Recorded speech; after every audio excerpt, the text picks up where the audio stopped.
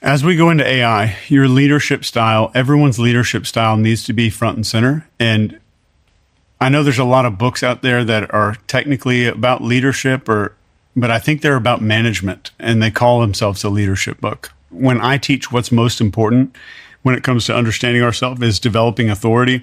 But that authority has those 5 traits of authority. This is confidence, discipline, leadership, gratitude, and enjoyment. Do you do show notes where people can download stuff in the description? Yeah, sometimes. Yeah. I'll send this inventory to you where people can take this quiz, and it's the most revealing thing about your leadership power. But what people tend to do is seek out the wrong type of authority. I've learned this with 20 years of working with people, that we will tend to seek one of these little avenues that looks a certain way because we think that's what leadership is supposed to look like. That's what authority is supposed to look like. But there are 3 types, and the 3 types that I've broken them down into and how authority channels to other people, because authority looks different in different people. So it's the president, the professor, and the artist. And we can have that authority. So like the artist, you can think like somebody like Johnny Depp. The president, you can think somebody like Obama. The professor, you can think of like the classic movie Professor. It's still broadcast authority, but it's not loud. It's not extremely directive. And the artist can hold a ton of attention, and in some rooms doesn't hold any attention at all. The authority is still there. The attention isn't. For somebody that's super calm, even if they're the CEO of a company, they might be the professor. And the whole time, their idea of what leadership looks like is this president. So they're faking their way into this thing, and it never feels real. They still, like, even though their authority is really high, they have this weird feeling of inauthenticity because they're pushing towards the wrong authority channel. What's the cost of that? I think that it detracts from your level of authority, which automatically means that you're getting less outcomes that you want in life. Because your inauthenticity to both others and yourself pays a toll on you. So if I'm inauthentic to you, then that's going to hurt my authority. But then if I'm inauthentic to myself, it's going to hurt my happiness, I guess. Yeah. I'm going to feel like I'm, again, going back to your point about identity, living in someone else's life. Yeah. Yeah. And I think when people say authenticity, we should note that what most people call authenticity is a costume of childhood beliefs. Like my authentic self and how I act is typically what I was in childhood, how I deal with conflict, how I make friends, how I stay safe, all these little patterns that I learned when I was 8 or 9. I'm still repeating a lot of that stuff.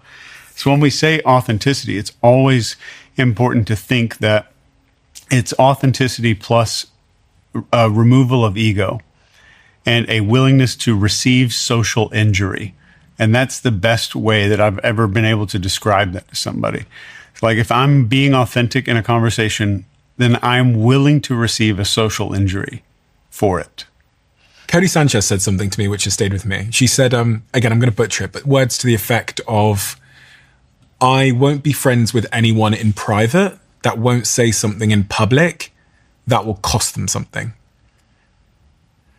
And going to your point about social injury, I think what Cody's actually saying is like, that's how I know that they're authentic, is they're willing to risk something for something they believe. Yeah. I also think this is how you know a brand's authentic. Like, are they willing to cause social injury in the near term for something they believe in the long term? Yeah. You know? Yeah. And a lot of the recent brand debacles that we've had is they thought they were doing something to avoid social injury that caused a massive social injury. Because people said you're not being authentic to your audience. Yeah. Yeah. When they tried to do get into identity politics and stuff like that. Yeah. And, extreme virtue signaling and stuff like that. Yeah. Yeah. Which backfires. Can we go into this childhood development thing really quick? Sure. I think it's super important for people to know. Sure. And I'm a behavior profiler. And if anybody listening didn't know that. And one of the things that I teach everybody is this thing called the childhood development triangle. So it's just 3 sides of this triangle. So when you're growing up, what did that child have to do most of the time to earn and keep friends? So friends is one. And then to feel safe. What did the kid have to do to feel safe? For some kids, safety was like I don't know, somebody gives me a hug at the end of the day. For some kids, it was like, am I going to eat today? For some kids, it's like cracking jokes. Yeah. And I'm going to crack jokes and keep friends. I'm going to feel safe by becoming really loud and dominating the room. I'm going to become safe by getting really small and shrinking so nobody notices me. Or I'm going to become safe by being hyper vigilant because I don't know if dad drank before he got home or if he's going to start drinking when he got home. So it's like, what are the scripts that child needed to run on autopilot to feel safe, to make friends, and then to get rewards? And that would be the third side. And the rewards for some kids might just be like appreciation. And it's typically just appreciation, affection, love. And that tends to get written in childhood. And the kid who writes all these permanent scripts, they put them in a backpack and carry them all the way into adulthood. yeah. And 90% of us are walking around with this exact triangle governing our life. And if you look around at people at work, you see this woman who every time there's a meeting, she wants to speak up a lot, but then she shuts her mouth and her body shuts down and all that kind of stuff. Mm-hmm. You're seeing an 8-year-old who got yelled at a family dinner table. Mm-hmm. That's all. But you're just seeing it in a grown-up body. I have 2 examples that are super front of mind that completely align with what you've just said. I have 2 colleagues that I work with, and I got 6 months into working with one of them, and I could always tell that there was something not quite right, because whenever I was in the room, they would stare at me a lot, and they would be a little bit more on the pessimistic side than I'm used to. And one day at dinner, I was talking to them about their childhood, and they offered up that their dad his mood could change rapidly, and he was always pointing out why something would never work and he was an extreme pessimist. And suddenly this person who is in my life suddenly made sense. I completely understand it, because you grew up in that environment where to be safe, you agree with it, had to pay attention to the authority figure. And then, you had to also, you learnt maybe that, pessimism was a way to safety. And then there's another colleague who's actually in the room over there, and I'll ask her before we publish this if I can say this publicly, but similar thing. She expressed to me that she had a dad that his mood would change rapidly. And I said to her one day, I said, I call her Sarah. I said, Sarah, you're always staring at me. I said, whenever I look at you, you're already looking at me. And it's like you're like over-analyzing and overthinking. And she explained to me the same thing. She said, when I grew up, my dad's mood would just change like this. So every time I'm preempting, I'm like a radical preempter. I'm thinking 20 steps ahead of like what might go wrong, or, which makes her exceptional at her job. But I would, one might assume that comes at some kind of cost. Yeah. So safety. Yeah. Very true.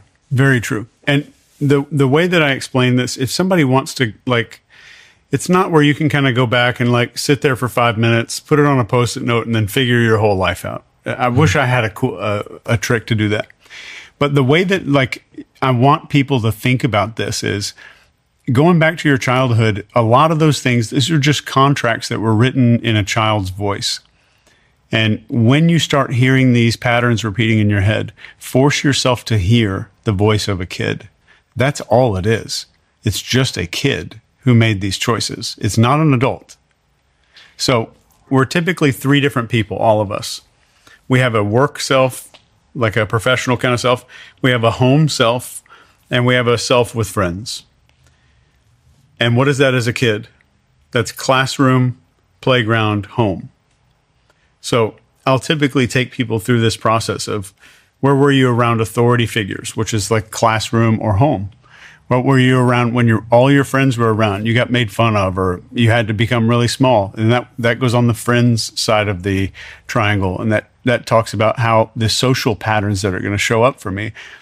And somebody says, well, I keep attracting these negative people into my life. Why do I do that? And that goes to these patterns, because if I do this, I know this is going to happen. I know that's going to happen. It's just completing a story archetype. So that's the childhood development triangle. And it is really powerful to start understanding our own patterns. And I'm not saying that you can go out there and there's here's 6 steps that are going to change your whole freaking life if you do these 6 things. The awareness is what you want. You want massive, self-knowledge and self-awareness. With the side agreement of, I am not special. And I'm completely okay if I am never understood. Because most of what happens when we get into arguments with our spouse, we get into these bitchy arguments with people at work, it's our argument to be understood more than it is for us to come to a solution. I need you to understand me. So getting okay with the idea that you might never ever be understood is like step number one. Number two, I am not special. And that helps us to open the door to start coming into a lot of these things. But if you're a leader at work, you can start seeing these patterns in your employees, and you can be like, I see an 8-year-old there.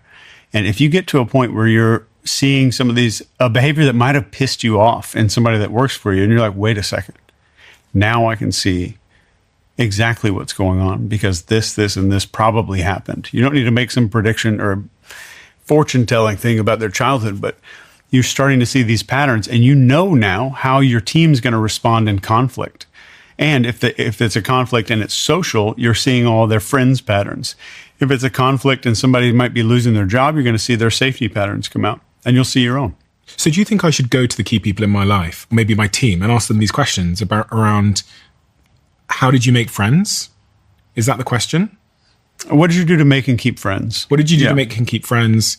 And what was the safety question again? Like what did you need to do or avoid to feel safe? And the rewards one?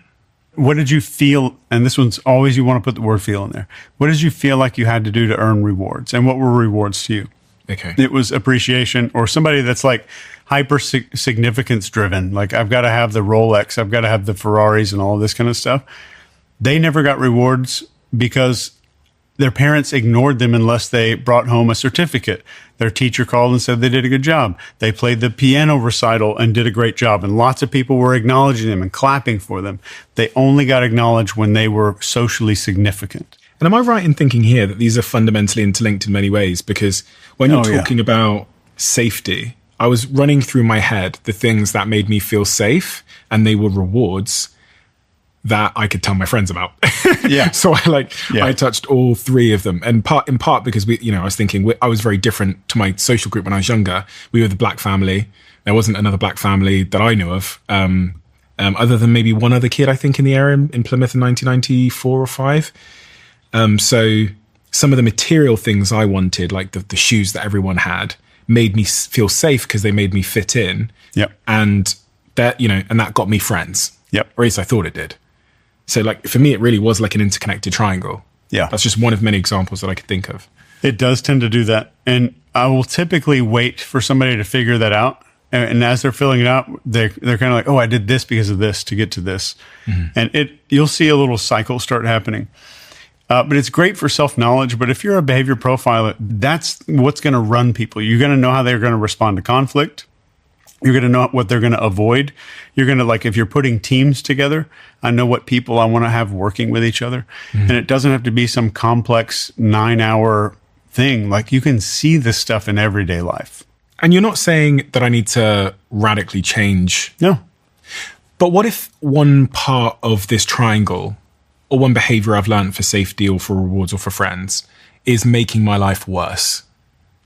Yeah. It could be ruining my life. Like, it could be the thing standing in the way of me having a romantic relationship or getting promotion or building a business. It's like getting in the way now. Yeah. What do I do, Chase? So you've identified the pattern. Let's assume that you've got it. You're like, oh, I've got this shit that's happening on repeat. The part 2 of this is I need to focus on that being a kid. That belongs to a child. And I need to write down, like, this, here's how that child wrote the contract, made the promise to themselves, developed the contract. And then even if you make it up, like, I'm going to write down a little thing. When did this kid bring it into adulthood? I need to stay small in order to stay safe. Let's say it's one of those things. And then you just start telling yourself that is a child's voice. That's a child's voice. So the voice is not going to go away. That's the sad part. That's like you trying to not complete the sentence, Mary had a little, in your head. You can't get rid of it. No matter how hard you try to delete that, it's repeated over years and years, just like one of these things. That what truly changes for you is hearing a misguided child who developed a coping mechanism for the world, not knowing that they just assumed, I'm going to have this forever. I'm going to need this as an adult. I'm going to bring this into my adult life. Part 2 of this is you make a wallpaper or something for your desktop. And we talked about being negatively motivated. We're away from negative things. You make a motivational wallpaper that has your big limiting belief on it, and then take it to an extreme. I had a client that had this, if I say small, I'm going to be safe. And he was in a business, he owned a business, but he wouldn't go get these big clients, and he wouldn't go do this. And the guy's got 3 kids. And I said, I want you to make a desktop wallpaper that says, my kids don't deserve for me to be successful. And I want you to look at it every single day when you turn your computer on, because that's exactly what your belief is saying. Because if your kids truly deserved it, it would override the belief. So you just need to write the belief in plain English. And what it's truly, truly costing you in your life is, my kids don't deserve me to be successful. My kids don't deserve money. And that's what it comes down to. And every day you look at it, you have a feeling of disgust, and there's a hyper awareness of that thing running in your head. You're going to be more prone to hear it when it does come up. And you're also training yourself to hear it as a child's voice, which means you're going to start hearing fiction. You're still hearing the same sentence, but you're hearing a fictional story. There's 2 parts to this. I love this, and there's 2 parts to it that I think I wanted to talk about. The first is, in doing so, in waking up in the morning and seeing my wallpaper that says, my kids don't deserve a great life or whatever, of course it's going to motivate me to take action, which is then going to start to build new evidence. Once I take action, once I win that big client and I realize that everything's fine, which is going to change my life. And then the second point I wanted to point out is, people listen to podcasts like this and they write this stuff down, and then they have relapses and things don't change fast enough. And I think that can sometimes make them feel hopeless or inadequate, because they heard it on the Diary of a Seer or whatever, and then they did it for a bit and they struggled and it didn't quite work out, and then they went back to their old behavior. And I think in part this happens because we live under the presumption that this stuff is easy and it's fast, and that at some point in the future I can fix my trauma. I think one of the best realizations I ever had was realizing that the bullshit that I've carried with me in that backpack since I was a kid, that the stuff about what will make me safe or what will reward me or how I'll make friends or who I am or whatever, my survival mechanisms, they will be with me forever. And actually, instead of trying to delete them or throw them out the backpack, what I was able to do is turn down their ability to make the decision. That's it. You've totally got it. And I would say this for anybody out there, that you're trying to go through this and you're having a hard time. I get it. It's totally tough. The number one way that we influence another human being, let me just kind of metaphor this for 1 second. When you watch a hypnotist, and hypnosis is fun, anybody can learn to do it. It's a pretty easy thing. So it looks very dramatic, but one of the things you'll see me do at the beginning of that is go ahead and give me your hand, and I'll hold their hand for a second, put both hands out like this, and then flip them over. That's great. Now, just to test your eyes really quick, look all the way up and look all the way down, look all the way left, look all the way right. All right, then spread your feet a little further apart, a little closer together. Actually, no, face this way. And I want to make them do 50 things. None of the things that I just did with them are meaningful. None of them. Everything was micro compliance. So this is how social media starts roping you in. This is how politics starts roping you in. This is how cult leaders will recruit you into a cult. Micro compliance. And you don't realize that you're going through this massive amount of compliance. So you go through a doctor's physical and they go through this 90-point checklist. They've made you do 50 things, and then they recommend a weird drug, or they recommend you get on some other drug. Take some time to think about it, because our brain is hardwired for these micro compliances. So I say this to say that if you're going through any of these things and you're trying to change your beliefs, or you're trying to change something in your body, use what works for brainwashing and figure out a way that you can get micro compliance with your own goals on a very regular basis. Small little wins, so your brain has that, just like hypnosis, just like cult recruiting, just like brainwashing. Small little things at the very beginning. So everything in influence should be looked at as a wedge. Everything. It reminds me of that famous study they did where they got people to give electric shocks to other people, the Milgram obedience experiment. Yeah. And they managed to get a member of the public to give another member of the public lethal electric shocks just through sort of micro compliance, but also through authority, because the experimenters were like wearing white jackets, white overalls, etc. And here's the second thing in that experiment that's going to perfectly tie back to this. So this experiment that you're talking about happened at Yale University. It was 1962. And there's tons of data on it, but essentially strangers would shock another person seemingly, or what they thought was, to death, just because some dude in a lab coat told them to. But what they didn't account for, and even Dr. Milgram's book was called Obedience to Authority. They thought it was all about the authority, the lab coat, the guy's tall, it's a professional setting. But really think about, if you go back to our ancestors, like the most important resource to your ancestors was focus. There's nothing more important than focus. And the number one way to generate focus, and if I don't have your focus, I can't command authority, right? So focus is always first. We have focus, authority, tribe, and emotion. Those are the four things that govern a mammal. All mammals, dolphins, doesn't matter. So I have to have focus before authority, and they didn't talk about that. And the way to get focus is through novelty. Novelty meaning? Something unexpected is occurring. So like if you walk past the same bush every day 10,000 years ago, and your job is to carry fish from the river, and suddenly you walk past that bush and you hear a big ass stick snap. All of your focus, all of it is on that stick. It's not on your kids. It's not on your health. It's not on anything that's going on. It's to this new unexpected piece of information. That hijacks our brain. Anything novel hijacks our brain.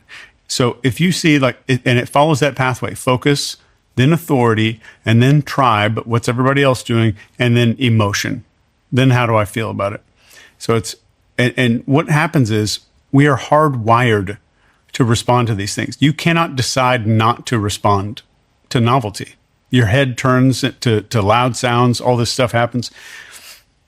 So the way that if you're trying to do this, like brainwash yourself, is change your house up, change something up in your life, change your wardrobe, repaint the walls in your office, move your furniture around, buy a new car if you can.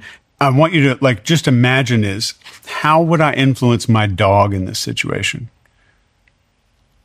I would need imagery. I would need something to shift. If I move the kitchen table to the side and move all the furniture, when my dog comes out of the bedroom, he's going to know something's different. Yeah. I think this is one of the great secrets of good marketing, is that it beats your brain's wallpaper filter. And I wrote a little bit about this in my last book, about this idea of beating the wallpaper filter. I think we talked a little bit about it last time, but I talked about a study where they got a rat and put it in a maze with chocolate at the other end of the maze. And they looked at the rat's brain as it went through the maze the first time. And they saw that the rat's brain was exploded with activity. It's smelling the walls. It's trying to figure it out. And then they put the rat in the maze the second time. And there's almost no brain activity because it's on autopilot. It knows the maze, so it doesn't need to use any of its cognitive resources. Its cognitive resources can be allocated to new, surprising things. The maze is no longer surprising. Whizzes through the maze to the chocolate. And even as you think about how you got out of your bed this morning and got down to the kitchen, you didn't have to think. So you paid no attention. Yeah. But you would have paid attention if you walked down there and your sofa wasn't there. And how does that then apply to marketing? So how do you surprise people is a central question of anyone who's trying to build a personal brand, start a podcast, or do marketing. But I guess also to persuade people. It's one of the things I think about a lot when I talk on stage. Yeah. Is I know I'm competing with your mobile phone, your Twitter feed, or your TikTok. So I have to do something almost every 10 seconds to catch you off guard. And Mr. Beast, I guess, is the great master of this. And it's probably why he's got 500 million YouTube followers. Because the minute that video starts, you're hooked in. You're hooked. But that's the power of novelty. I would challenge anybody to take this challenge. If you're scrolling through short form content, watch for something that jerks your attention, some kind of weird novelty thing that happens. And that video is probably short, 20, maybe 40-second video that it captures your focus through novelty. The next video, watch for an authority figure, a famous YouTuber, a celebrity, a politician, a pop singer who thinks that they know politics, all that kind of stuff. Watch for an authority figure. Next, watch for a tribe signal. So a tribe signal is going to be, here's how many people agree with this. Here's lots of people doing one thing. These tickets are selling out. Here's the Taylor Swift concert. Here's everyone cheering at the concert. Here's how you're supposed to behave, is basically what that means in the tribe section. You're supposed to do what these people are doing. And then watch for the emotion. So watch for this pattern. It'll be a focus generating novelty. Then it'll be authority. Then you'll see tribe. Then you'll see an emotional video. And guess what happens after the emotional video? Refer to this as maybe the most dangerous persuasion skill there is. And what the 10-second brief is, I'm going to put a Lego right here on the table in front of you. And I'm going to put another Lego right here on the table in front of you. And I'm just going to keep having the conversation to where eventually your brain is going to be like, oh, I bet those things go together. So the idea came from you. So I'm going to give you one piece of information and another piece of information, but I will never put them together for you. And the reason is that any idea that you think came from your own mind, you have no ability to resist it. So all I have to do is make you have an idea. So a regular example of this is, let's say you're watching the news and they say, local Austin woman has been reported missing. Neighbors said that earlier this day, people saw her arguing with her boyfriend. Oh, yeah. Details after the break. So, yeah. And your brain is like, oh, I know what happened. Yeah. Oh, I know exactly what happened. But they make you feel clever. Yeah. They give you a piece of data and a piece of data, but they don't tell you to put it together. The media do this all the time. Yes. And if you can do this in a courtroom, it will be the biggest unfair advantage you'll ever have in a legal standing, because it'll win lots of trials. The way that, like, if there's a formula on how to use this, is here's a piece of information here, and it's a piece of information that you will absolutely agree with, that makes sense to you, and another piece of information that makes sense to you. It has to be two things that make sense to your brain, because it's like you're not going to experiment with something that you're not familiar with. So two pieces of familiar information close enough together where the brain is going to say, oh, you know what I can do? I'm going to put those two things together. Isn't this how conspiracy theories take hold as well? Oh, yeah. Because I was, yeah. There's a big enduring conspiracy theory that someone like Bill Gates has done things that are nefarious as it relates to health. And they're like, I guess the two pieces people are connecting is they're saying, well, he's worked a lot. He's very rich and powerful. And he's very, very interested in health. Biotech. And vaccines and all these other things. And someone very, very, very, very powerful. We often think of, very powerful, successful, influential people as being somewhat like evil or not having our interests at heart. And then someone who's spending a lot of money on like health and medical side of things,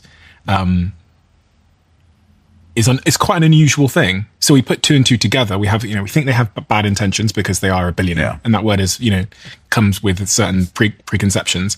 And then health, and then a pandemic happens. And I think people, this is how I think a lot of conspiracies rise. Name a movie from when you were a kid where the bad guy or where the super rich person in the movie wasn't the evil. Yeah. I mean, it's programmed into the media. It's a definite programming that was very deliberate in our country. It's like always the rich people are evil. But then people will say, oh, well, Tony Stark was rich. They made him a sociopath. It's interesting because I think, I can make the case that at some point it's intentional, but at some point also it becomes such a clear stereotype that you have to follow that stereotype when you're like writing movies, or else it doesn't make sense to people. Yeah. And I'm not saying it was intentional within the last like 200, 300 years. We're talking about like the Brothers Grimm, ancient fairy tales. And I think it was intentional then, like having wealth is bad. There's virtue in poverty. That's the big thing they wanted to communicate to their kids. Poverty is virtuous. And of course, like we're still doing a lot of that stuff today. But the reason is exactly what you're saying is correct. I think it's burned into like some collective archetype of what stories have become. And we wouldn't recognize it. So like if I watched a movie and there was a very successful billionaire businessman, all I have to say is that for you to fill in the gaps. You're thinking private jet. You're thinking how they treat people. You're thinking, they're on their phone with a briefcase. You're thinking, that they have what they're wearing. You know what they're wearing. And I didn't say any of that stuff. Yeah. And you made me feel clever because I put all that stuff together. It came from my own mind.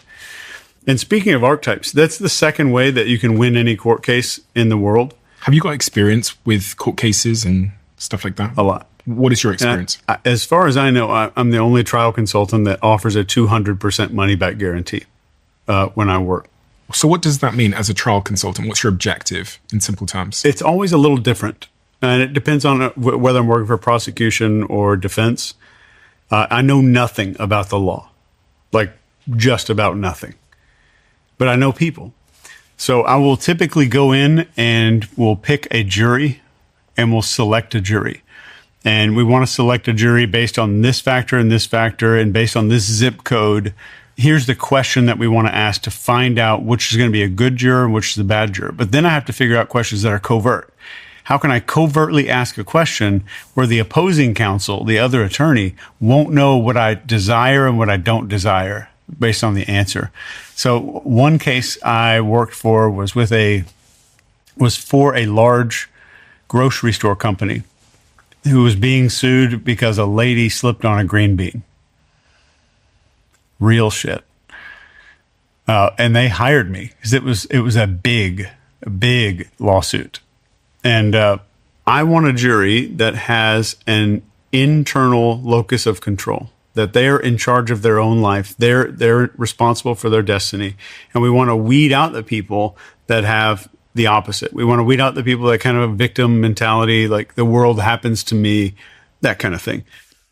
So we have to figure out, how do I ask a question that A, reveals that, is B, covert, and C, is not going to expose what we're looking for to opposing counsel. So we'll come out with a question like, how does a person catch a cold? And then you get one person that answers, well, these stupid kids picking their boogers, they're wiping on the escalator, they're coughing, sneezing all over the place, people aren't wearing masks. We ask the next guy, how does a person catch a cold? And he says, well, if I've ever caught a cold, I was in a place I shouldn't have been. I didn't wash my hands thoroughly enough. I didn't take care of my body. I didn't take vitamins. I didn't take care of myself. Very, very different. So we know what is satisfactory for us to select a jury. And that's just one tiny example. But I'm going to pause you there because I just wanted to share something before we carry on with this story because it's fascinating. It's actually the last question I ask on our culture test when we employ people for my company. We ask them 35 questions before they are offered the chance to interview. And the last question is, when I don't do great work, who's to blame? And it asks them, it says, the people I worked with, I wasn't given clear enough instructions from a client or a boss, or myself. And it's remarkable that 45% of the population will click, it was me. When I don't do great work, it's not my team to blame. It's not the person above or below me or some other factor. It is me. And that scores them, I shouldn't say this because it's going to ruin my test, but I'm going to just say it. That scores the highest marks on that particular question. Because again, we're trying to reveal, like, if you have that sense of personal responsibility and internal locus of control, internal center of control in your life, which correlates to better work, more ambition, harder work, better long-term success, and better happiness, more happiness. Sorry, please do continue. And you can tell they're driven too. They're going to own their mistakes. They're going to help other people be more accountable. Probably going to learn faster because they're going to take responsibility. Absolutely. So with an archetype in the jury room, so we've selected, let's say we've picked a jury, then the goal is, what is the overall archetype of the case that's playing out in front of us right here? It's a small person suing a big company.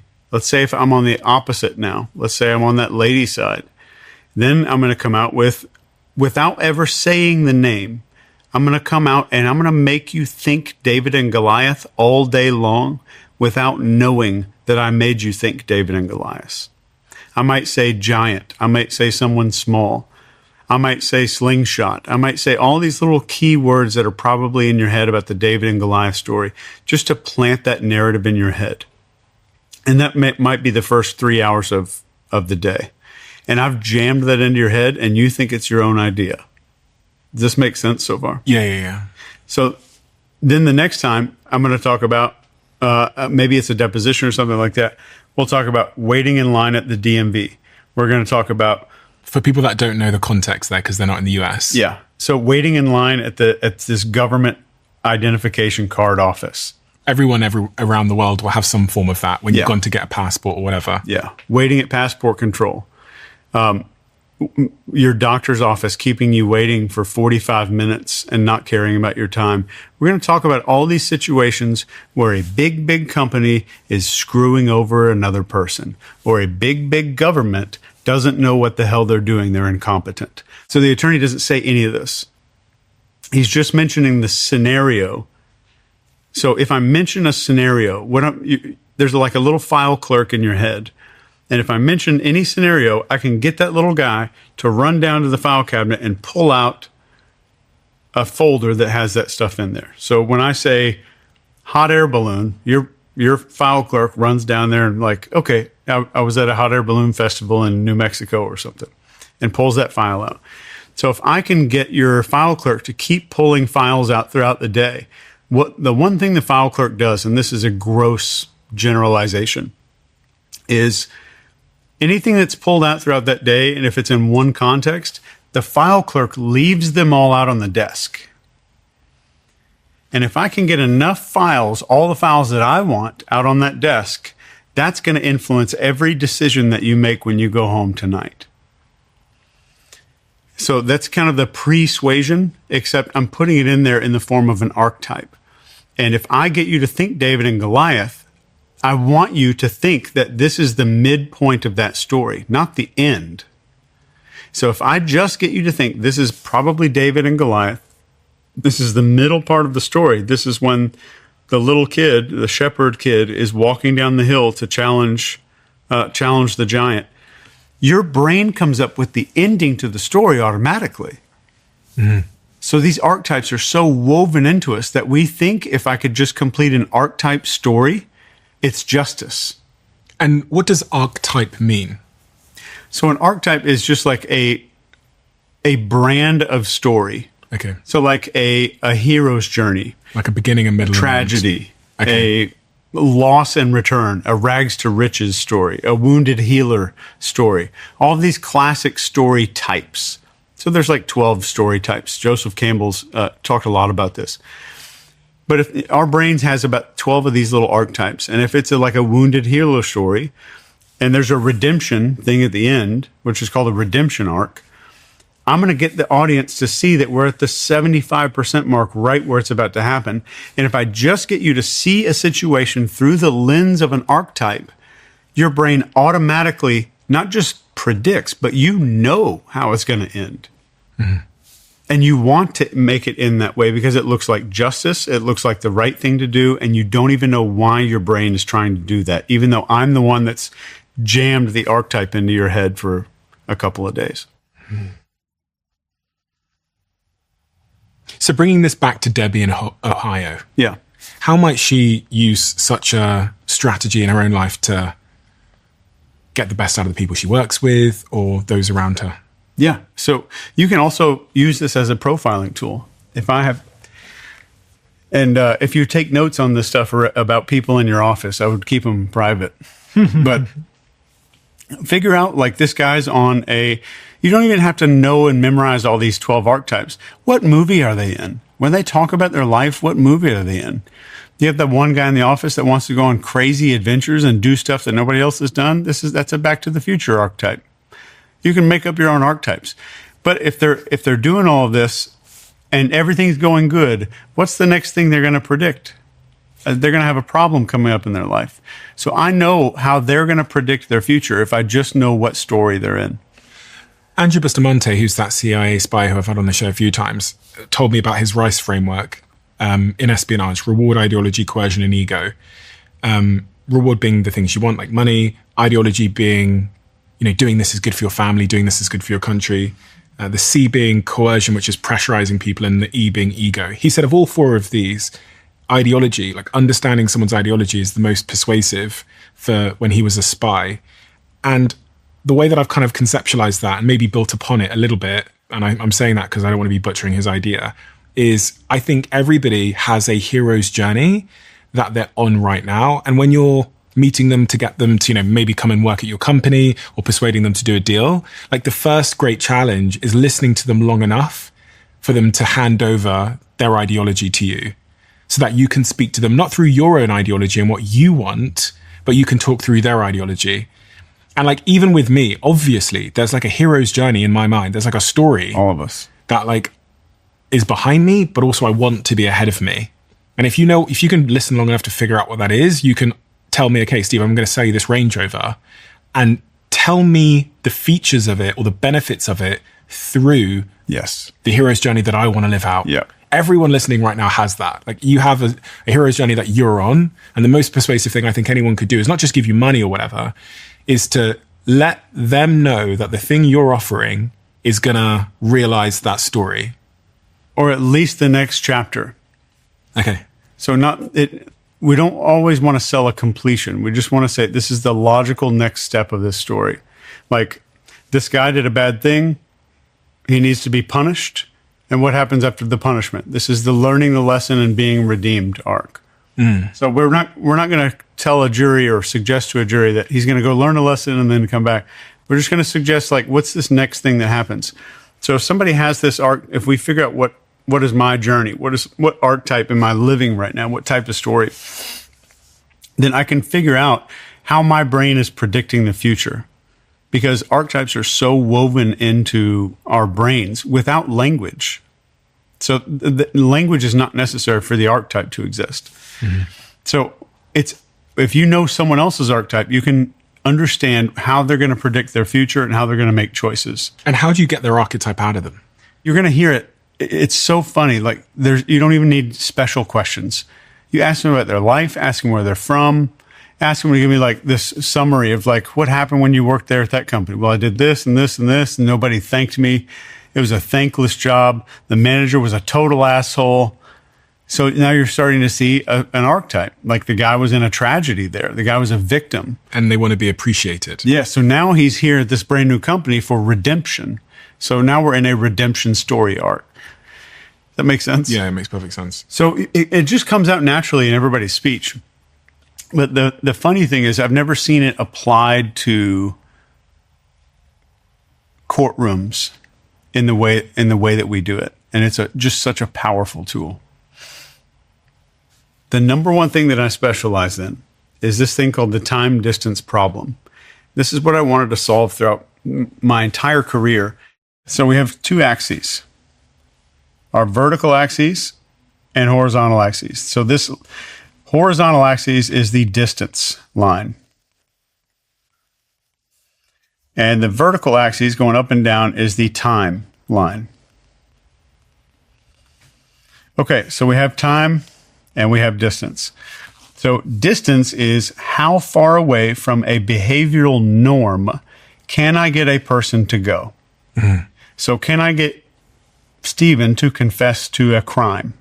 Like, doing something that's going to send you to jail for 30 years is way outside of your behavioral norm. And for me to be able to do that in an interrogation room, I have to do some techniques. I have to do some crazy stuff. If I do it in sales, then I'm getting you to make a decision that you maybe otherwise wouldn't have. Maybe if I'm in timeshare sales or something like that.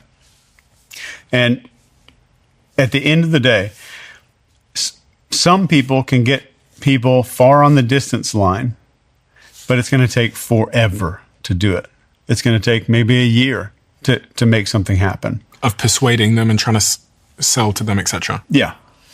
And the last interrogations I did that were for a corporation in California, I had to do 45 interrogations in like 2 days. And I had maybe 25 minutes per interrogation. It's the least amount of time I've ever been given. And That was the time distance problem. So how do I layer on the techniques, the identity, the perception, context, and permission? How do I get that layered into a conversation as fast as possible so I can shift someone's behavior as fast as possible? So everything that you're looking at is typically a time distance problem.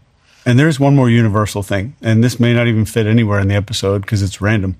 But you were talking earlier about like carrying this trauma in your backpack. And so many people are trying to get rid of this trauma.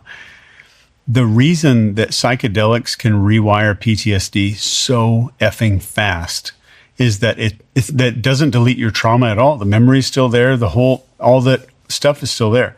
It changes the perspective so massively that you can still see the event, but it forces you to see all of that stuff through a different lens. Mm-hmm. So if you look at somebody that has some depression stuff going on, some weird mental stuff going on in their life, so much of what ails us, even someone who's lacking confidence, and they say, I can't be a leader, I can't go into this meeting, I can't do this negotiation. It's a perspective problem. Mm-hmm. It's like 90% of the problems that people have that I work with is just a perspective issue and nothing else. And occasionally, if somebody's been going through a lot for a long time, I would get your neurotransmitters tested and get your brain tested and see if you've got some chemical imbalance that's causing a lot of stuff. Just sometimes a vitamin deficiency could cause a lot of that. Do any of you remember a conversation I had on this podcast with anthropologist Dr. Daniel Lieberman? It was one of the most viewed conversations of all time on the Diary of a CEO. And interestingly, the most replayed moment of that entire conversation was when I talked about a specific pair of shoes that I wear. They're called barefoot shoes, and they're made by a brand called Vivo Barefoot, who have become one of the sponsors of this show now. All of their shoes have significantly reduced support, which gives my feet the opportunity to strengthen just by wearing them. And research from Liverpool University backs this up. They've shown that wearing Vivo Barefoot shoes for 6 months can increase foot strength by up to 60%. So if you want to start strengthening your feet, which are the foundation for the rest of your body, head to vivobarefoot.com/DOAC. And if you do that, I'll give you 15% off when you use my code StephenB15. Use that code at checkout, and I'll also give you a 100-day money-back guarantee. StephenB15. Enjoy. We have finally caved in. So many of you have asked us if we could bundle the conversation cards with the 1% Diary